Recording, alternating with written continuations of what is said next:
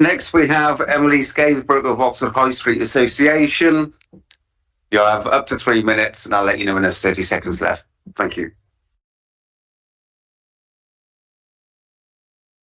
As councillors, you have a difficult role, balancing competing priorities every day. Of course, congestion and pollution in the county, but so much else besides. City access, employment, local trade, public health, education, and the day-to-day quality of life of everyone in this county. You must surely recognise that some of these compete with one another, so acting wisely accordingly is important and crucial here today. Multiple cabinet members said in September's meeting that they would be led by the data. Okay, let's look at traffic. When the traffic filters were being prepared for introduction some years ago, this council's own modelling set a target to reduce what it calls car person trips from 288,000 to 261,500 a day. That level was the goal and justification for the traffic filter scheme, for which this congestion charge is an interim measure.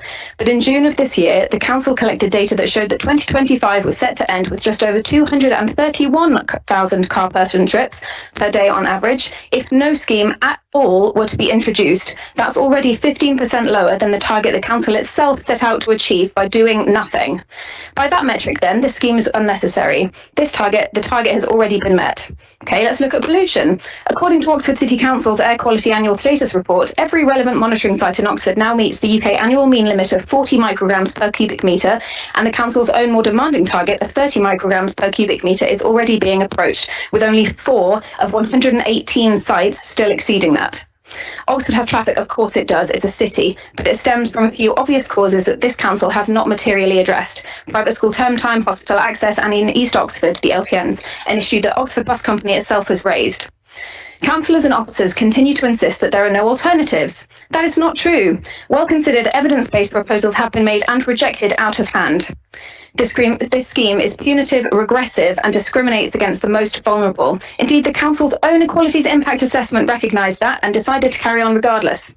From a business perspective, I want you to all hear me when I say that small businesses, mine included, are seeing trade collapse already as we predicted. My own business, Will's Game Shop on the High Street, was 30% up on last year before this scheme was introduced last week, and it is now 50 percentage points down on that overnight.